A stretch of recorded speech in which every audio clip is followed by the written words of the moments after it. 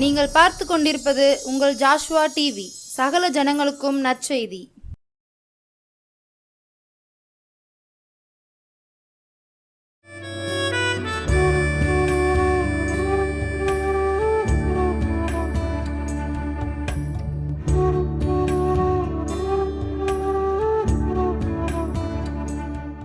ஆண்டவரும் இரட்சகருமாய் இயேசுவின் நாமத்தினாலே ஜாஸ்வா டிவி அனைவருக்கும் அன்பின் சமாதான வாழ்த்துக்களை தெரிவித்துக் கொள்கிறேன். மற்றும் ஒரு நற்செய்தி நேர நிகழ்ச்சியின் வழியாக உங்களை சந்திப்பதில் பெருமகிழ்ச்சி அடைகிறேன். எல்லாரும் ஆண்டவருக்குள் சந்தோஷமாகவும் மகிழ்ச்சியாகவும் களிப்பாகவும் இருப்பீர்கள் என்று நம்புகிறேன். கர்த்தர் தாமே உங்கள் ஒவ்வொருவரையும் ஆசீர்வதிப்பாராக. இன்றைக்கு கூட நாம் தேவ சமூகத்தில் நம்முடைய சில காரியங்களை குறித்து நாம் தியானிக்க இருக்கிறோம். சிறு அப்படிங்கிற தலைப்பில், அதாவது சின்ன சின்ன காரியங்கள், சின்ன சின்ன விஷயங்கள் எப்படி அதை கொண்டு தேவன் பெரியவையாக எப்படி பயன்படுத்தினார், பெரிய ஆசீர்வாதம் சின்ன சின்ன காரியங்கள் மூலம் எப்படி பெரிய ஆசீர்வாதம் கிடைத்தது என்று சொல்லி கூட சிறு அப்படிங்கிற தலைப்பில் இருந்து கூட சில காரியங்களை நாம் பார்க்க இருக்கிறோம். முதலாவது நாம் பார்த்தோம்னால் மார்க்கு 8வது அதிகாரத்தை நாம் எடுத்து வைத்துக்கொள்வோம். மார்க்கு 8:7, சில சிறு மீன்களும் அவர்களிடத்தில் இருந்தது, அவர் அவைகளையும் ஆசீர்வதித்து அவர்களுக்கு பரிமாறும்படி சொன்னார். சிறு மீன்கள் இருக்கிறது. இதுக்கு முன்பகுதியில் நாம் வாசித்து பார்த்தோமானால் அங்கு மார்க்கு 8:2, ஜனங்களுக்காக பரிதபிக்கிறேன், இவர்கள் இப்பொழுது என்னிடத்தில் தங்கியிருந்த 3 நாளாய் சாப்பிட ஒன்றுமே இல்லாமல் இருக்கிறார்கள் என்று சொல்லி அங்கே இயேசு என்ன செய்கிறார், ஜனங்களுக்காக பரிதபிக்கிறார். அப்பொழுதுதான் கேட்குறாங்க இவங்களுக்கு, உங்களோட ஆண்டவர் கேட்கிறார் மார்க் 8:5, உங்களிடத்தில் எத்தனை அப்பங்கள் உண்டு அப்படின்னு கேட்குறார். அதுக்கு அவங்க சொல்கிறாங்க 7 அப்பங்கள் உண்டு அப்படின்னு சொன்னோடனே அங்கே பார்த்தோம்னால் 6வது வசனம், அந்த 7 அப்பங்களை எடுத்து சோஸ்திரம் பண்ணி பிட்டு அவர்களுக்கு பரிமாறும்படி ஜனங்களிடத்தில் கொடுத்தார்கள். ஜனங்களுக்கு என்ன செய்கிறாங்க, பரிமாறுகிறாங்க. 3 நாள் சாப்பிடாமல் இருக்கிறார்கள். அவர்களுக்கு 7 அப்பத்தை ஆண்டவர் என்ன செய்கிறார், அதை அப்படியே சோத்திரம் பண்ணி பிட்டு ஜனங்களுக்கு கொடுக்கிறார். அதில் பின்பதாக பார்த்தா அங்கே சிறு மீன்கள், சில சிறு மீன்கள், கொஞ்சம் கூட 7ன்னு சொல்லப்பட்டுள்ளது. இங்கே இது சிறு மீன்கள் அப்படி என்று தான் சொல்லப்பட்டுள்ளது. அவர்களிடத்தில் இருந்தது. அந்த சிறு மீன்களை ஆண்டவர்கிட்ட கொடுக்காங்க. அவர் என்ன செய்கிறார், அவைகளையும் ஆசீர்வதித்து அவர்களுக்கு பரிமாறும்படி சொன்னார். அதை ஆண்டவர்கிட்ட கொடுக்காங்க. சிறு மீன்கள், அந்த சிறு மீன்கள் ஆண்டவர் கையில் கொடுக்கும் பொழுது அவர் என்ன செய்கிறார், ஆசீர்வதித்து அதை என்ன செய்கிறார், பரிமாறும்படி கொடுக்கிறார். அவர்கள் சாப்பிட்டு திருப்தி அடைந்தார்கள். மீதியான துணிக்கை 7 கூடை நிறைய எடுக்கிறார்கள். சாப்பிட்டவர்கள் 4000 பேராக இருக்கிறார்கள். பிரியமானவர்களே, இங்கு பாருங்கள், ஒரு சின்ன மீன்கள், சிறு மீன்கள், எண்ணிக்கை கூட குறிப்பிடப்படவில்லை. அந்த சிறு மீன்களை ஆண்டவர் கையில் கொடுக்கும் பொழுது அவரை அதை ஆசீர்வதித்து ஜனங்களுக்கு கொடுக்கிறார். ஜனங்கள் திருப்தியாய் சாப்பிடுகிறார்கள். மீதியான துணிக்கை எடுக்கப்படுகிறது, அங்கே 7 கூடை எடுக்கப்படுகிறது. சாப்பிட்டவர்கள் எவ்வளவு பேரா, 4000 பேர். நம்முடைய எண்ணத்துக்கும் சிந்தனைக்கும் அப்பாற்பட்டது பெரிய ஒரு காரியம். இங்கே ஆண்டவர் பாருங்கள், சின்ன விஷயம், இந்த சின்ன மீன்களை கொண்டு, சிறு மீன்கள், குறைந்த அளவு தொகை, குறைந்த குவான்டிட்டி, கொஞ்சத்தில் அது என்ன சொல்வது அப்படின்ற சிறு மீன்கள், அவ்வளோதான். அதை ஆண்டவர் கருத்தில் கொடுக்கும் பொழுது அதை கொண்டு பாருங்கள் 4000 பேர் சாப்பிட்டு மீதி கூடை 7 கூடை நிறைய எடுக்கும்படியான ஒரு பெரிய ஆசீர்வாதம். பிரியமானவர்களை, நீங்கள் கூட இன்றைக்கி சொல்லலாம், நான் ஒரு சின்ன வியாபாரம் செய்கிறேன், நான் கொஞ்சமாக படித்திருக்கிறேன், சின்ன காரியம் நான் ஆண்டவருக்காக செய்யணும், சின்னது தானே செய்கிறேன், நான் எப்படி மேன்மை அடைவேன், எப்படி என் வாழ்வு உயர்வும், எப்படி என் கைகளில் சொற்பம் பணம் தான் இருக்கிறதே என்றெல்லாம் சொல்லி சின்னது இருக்கிறது, கொஞ்சம் இருக்கிறது என்று சொல்லியே நீங்கள் அப்படி அதை வைத்தே நீங்கள் மனித மூளையாக நீங்கள் கணக்கு பார்த்து கொண்டிருக்கிறீர்களா? பிரியமானவர்களே, நீங்கள் ஆண்டவர் நினைவுகள் உங்கள் நினைவுகள் அல்ல. அவர் பாருங்கள், நீங்கள் என்னென்னது சின்னதை வைத்திருக்கிறீர்களோ, சின்னதாக நான் ஆண்டவருக்கு ஏதாவது செய்யணும்னு நினைக்கிறீங்களா, அதை ஆண்டவர் கரத்தில் கொடுங்கள், அவர் ஆசீர்வதிப்பார். அப்படியாக மேன்மையாக தாவீது நாளுக்கு நாள் விருத்தி அடைந்தது போல படிப்படியான ஒரு உயர்வு கிடைக்கும். சின்னது பணம், சொற்ப பணம் கொஞ்சம் வச்சுருக்கீங்களா, அது இயேசுவுக்காக நீங்கள் கொடுங்கள். கர்த்தருடைய ராஜ்யத்துக்கு என்று அதை முதலீடு பண்ணுங்கள். பரலோகத்தில் உங்கள் பொக்கிஷம் மிகுதியாக இருக்கும். பூமியிலும் தேவன் உங்களுக்கு எல்லாவற்றையும் கொடுத்து எல்லாம் அந்த மத்தேயுவில் சொல்லப்பட்டது போல் 100 வீடுகள், நிலங்கள் எல்லாவற்றையும் ஆண்டவர் கொடுக்க வல்லமை உடையவராக இருப்பார். அவர் கரத்தில் அந்த சிறு மீன்கள் போனது, அவர் ஆசீர்வதித்தார். 4000 பேர் சாப்பிட்டார்கள் மீதியான கூட. அதே போல் உங்கள் கையில் இருக்கிற சின்னது, கொஞ்சம், எனக்கு கொஞ்சம் பணம் இருக்கிறது, கொஞ்சம் திறமை இருக்கிறது, கொஞ்சம் படிப்பு இருக்கிறது, கொஞ்சம் பணம் இருக்கிறது, எதுவாக இருந்தாலும் சரி, இயேசுவின் நாமத்தில் அதை நீங்கள் முதலீடு பண்ணும் பொழுது தேவன் அதை ஆசீர்வதித்து எல்லாரும் ஆச்சரியப்படுத வழக்கமாக ஒரு பெரிய நன்மையை, அந்த சிறு மீனோ, அது சிறு தொகையோ, சிறு உங்கள் கையில் என்ன இருக்கிறதோ, பதவியோ படிப்போ என்ன இருக்கிறதோ அதை கொண்டு தேவன் பெரிய காரியத்தை செய்வார். அநேக கண்கள் அதை கண்டு ஆச்சரியப்படும். பிரியமானவர்களே, ஒரு சகோதரி கூட அவர்கள் ஒரு சொற்ப வருமானத்தில் வேலை செய்து கொண்டிருந்தார்களாம். அப்பொழுது ஆண்டவருக்கு 10ல் 1 பங்கை கொடுக்க வேண்டும் என்று சொல்லி கொடுத்தார்களாம். அப்படி கொடுத்து கொண்டிருக்கும்போது அதே வருவாயிலே ரொம்ப சொற்ப வருமானம், 2 குழந்தைகள் இருக்கிறார்கள், கணவன், மனைவி, பிள்ளைகள், அப்படியாக அந்த குடும்பத்திற்கு அது போதாத ஒரு காரியத்திலும் அவர்கள் அதை கொடுத்து கொண்டிருந்தார்களாம். அப்பொழுது ஒரு சின்னதாக அவர்களுக்கு ஒரு உயர்வு, கொஞ்சம் சம்பளத்தில் கூடுனது. ஆனால் அது வந்தால் அவர்களுக்கு, அவர்கள் அந்த பணம் வந்தால் அவர்களுக்கு அந்த மாதங்களை கடத்துவதற்கு கடன் இல்லாமல் செல்லலாம் என்று அவர்கள் நினைத்து கொண்டிருக்கும் பொழுது ஆண்டவர் அவளோடு பேசினாள், அந்த மகளோடு. மகளே, என் மிஷனரிகள் வட தேசத்தில் எவ்வளவாக கஷ்டப்படுகிறார்கள், அவர்களுக்காக நீ ஜெபிக்கிறாய், நல்லது தான்.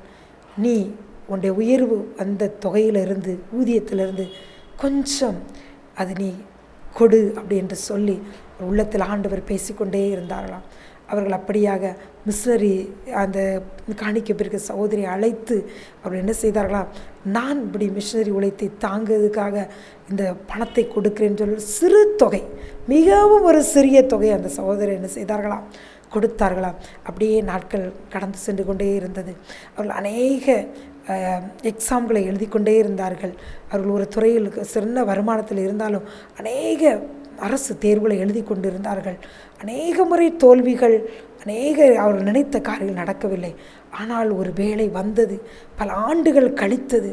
தேவன் அவர்கள் வாழ்க்கையில் அவர்கள் ஒரு பெரிய அரசாங்க தேர்வை எழுதியிருந்தார்கள். அதில் அவர்களுக்கு ஒரு பெரிய ரேங்கில் ஒரு தேவன் ஆச்சரியப்படும்படியான ஒரு வேலையை கொடுத்து அவள் அளவில்லாமல் தேவன் ஆசீர்வதித்தாராம். அந்த மகள் சொல்லுகிறாள், இன்றைக்கும் தேவனுக்கு நான் தசம காணிக்கைக்கு மேலாதாக காணிக்கையை நான் கொடுக்கிறேன்.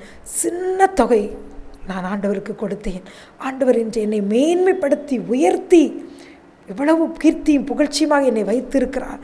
நான் ஆண்டவருக்கு என்ன நான் அதிகமாக செய்வேன் என்று சொல்லி பணத்தை கொடுப்பது மாத்திரமல்ல, தேவனுக்காக அவர்களும் எவ்வளவெல்லாம் முடியுமோ அநேக ஜபக்குழுக்களோடு இணைந்தும் அநேக ஊழியங்களை ஆண்டவருக்காக அந்த மகள் செய்து வருகிறார்களாம். சிறு மீன் பெரிய அங்கு அநேகரை போஷிக்கும்படியான ஒரு பாக்கியத்தை அங்கு கிடைத்தது, மீதி கிடைத்தது. அதே போல் உங்கள் கையில் இருக்கிற சிறு அதை நீங்கள் ஆண்டவருக்கு கொடுங்கள். ஆண்டவர் உங்கள் வாழ்க்கையை ஆசீர்வதிப்பார். பிரியமானவர்களே, அதே போல் ஒவ்வொரு நாளும் வேதத்தை நீங்கள் வாசிக்கும் பொழுது அதிலிருந்து சின்ன சின்ன காரியங்கள், வசனங்கள் நிச்சயமாக ஆண்டவர் உங்களோடு பேசுவார்.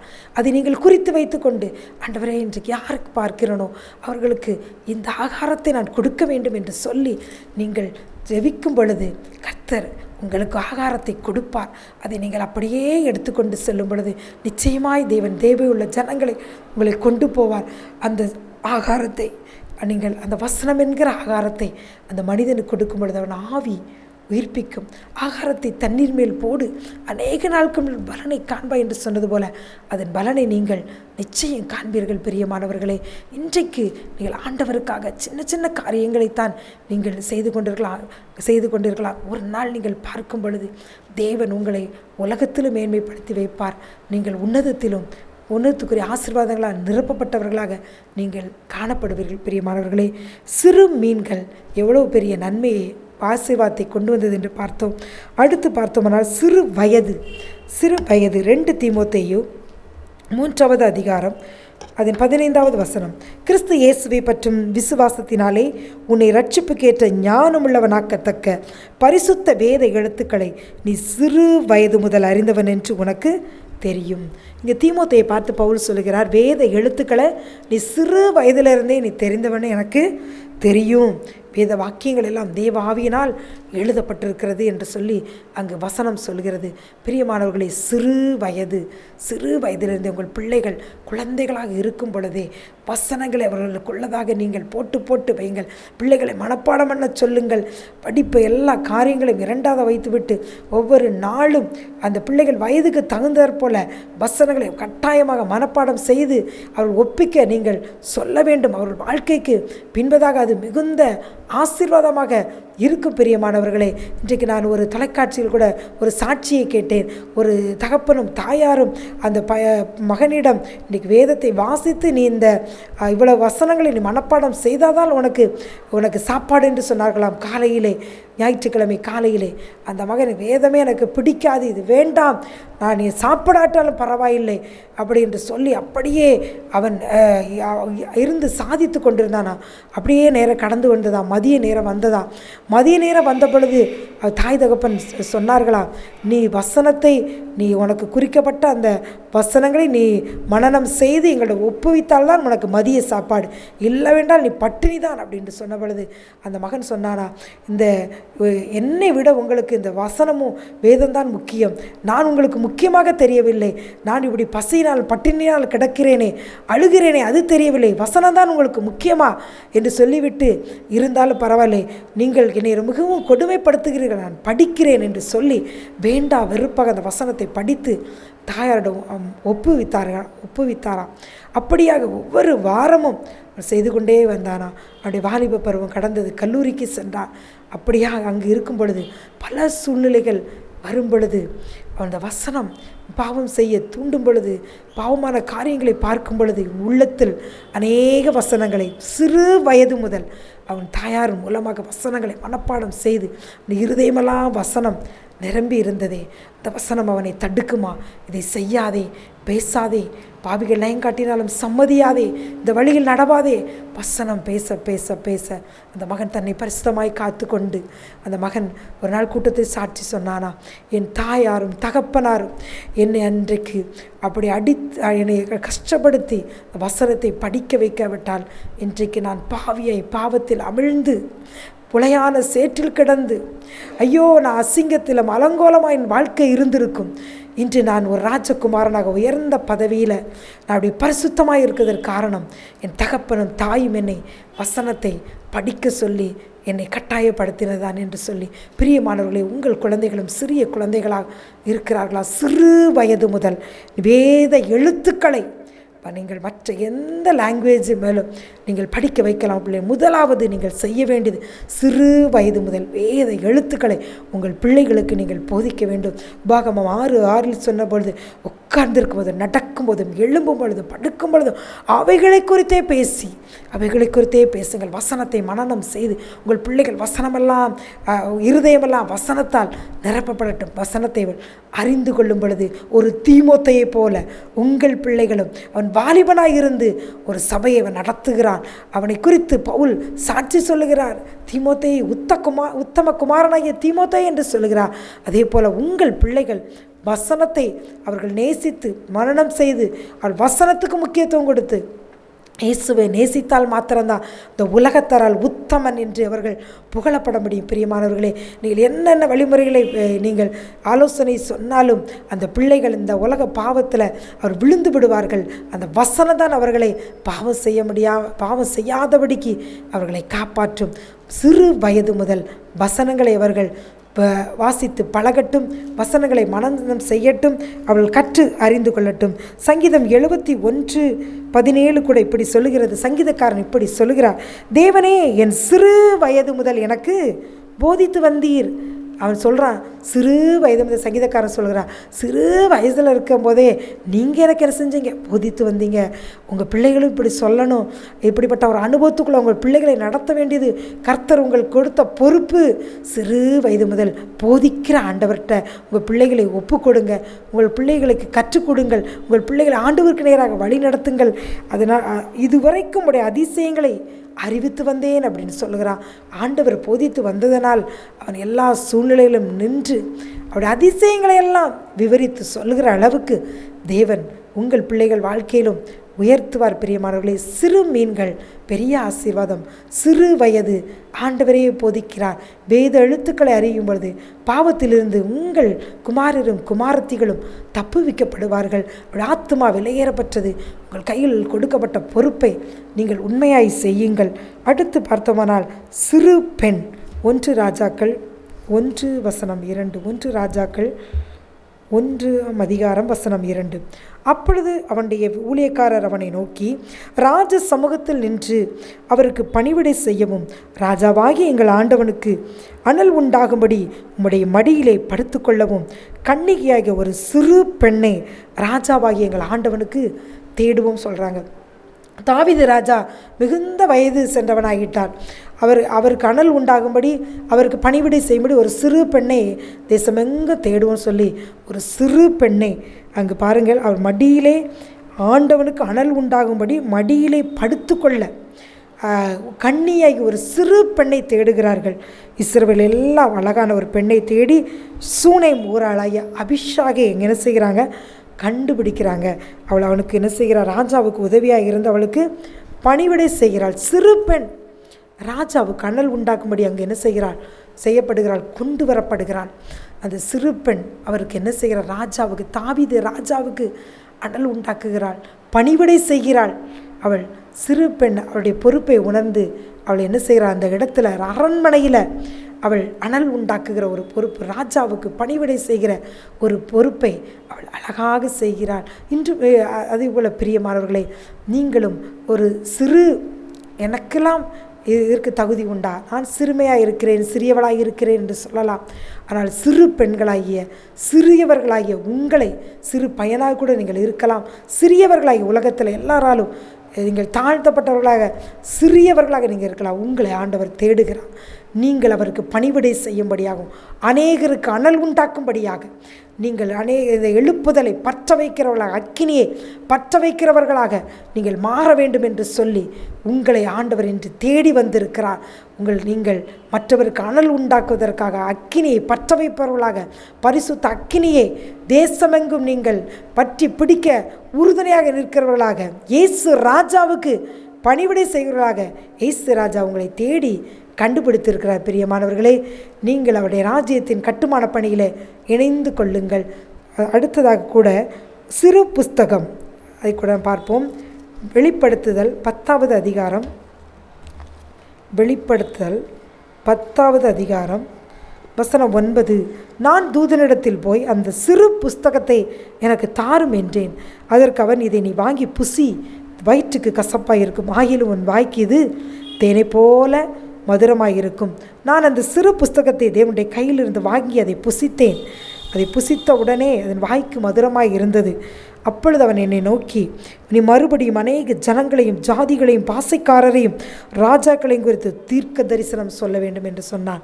நீங்கள் அநேகரை குறித்து, அநேக ஜனங்கள் ஆண்டவருடைய வழிகளை, அவருடைய வாழ்க்கையில் வைத்திருக்கக்கூடிய திட்டங்களை அறியாதபடிக்கு தவறான பாதையில் நோக்கி, தவறான காரியங்கள் நோக்கி செல்கிறார்கள். அவர்களுக்கு ஆண்டவர் என்ன வைத்திருக்க அந்த ஆண்டவருடைய வழியை அறிவிக்க தீர்க்க தரிசனம் சொல்ல சிறு புஸ்தகத்தை, இந்த வேத புஸ்தகத்தை, இதோட வசனங்களை நீங்கள் வாங்கி புசியுங்கள். அது உங்கள் வாய்க்கு மதுரமாக இருக்கும். அப்பொழுது நீங்கள் ஒரு தனிப்பட்ட நபருக்கு மாத்திரமல்ல, அங்கு சொல்லப்பட்டிருக்கிறது ஜனங்களையும் ஜாதிகளையும் பாசைகளையும் குறித்து நீங்கள் தீர்க்க தரிசனம் சொல்வீர்கள். இப்படிப்பட்ட ஆட்களை எனக்கு ஆண்டவர் உண்மையுள்ளவர்களை தேடிக்கொண்டிருக்கிறார். சிறு புஸ்தகத்தை எனக்கு தாரும் என்று சொல்லி வாங்கி புசியுங்கள். பாசைகளையும் அநேக ஜனங்களையும் ஜாதிகளையும் பாசைக்காரரையும் ராஜாக்களையும் குறித்து தீர்க்க தரிசனம் சொல்ல மேன்மையான இடத்துல தேவன் உங்களை வைத்திருக்கிறார். அந்த வார்த்தைக்கு அப்படியே கீழ்ப்படியுங்கள். அப்படியே ஜெபிப்போமா? அன்பின் பரலோக பிதாவே, உம்மை துதிக்கிறோம் ஆண்டவரை, சோத்தரிக்கிறோம். சின்ன சின்ன காரியங்களை கொண்டு நீங்கள் பெரியவைகளை நீங்கள் செய்தீங்கப்பா, நடத்துனீங்கப்பா.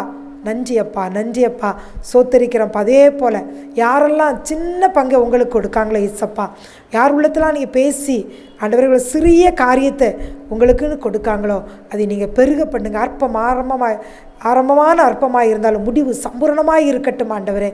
ஒவ்வொரு பிள்ளைகளும் வேத வசனத்தின் மேலே வாஞ்சை விருப்பமாக இருக்கட்டும். வசனம் ஒவ்வொருவரையும் பாதுகாக்கட்டும் ஆண்டவரே. வாலிப பிள்ளைகளை எல்லாம் நீர் காப்பாற்றியதற்கு தண்ணீர் பாய்ச்சி வேலை அடைத்து நீர் காத்துக்கொள்ள வேண்டுமா இவட மன்றாடுகிறோம். இயேசுவின் மூலம் ஜெபிக்கிறோம் நல்ல பிதாவே.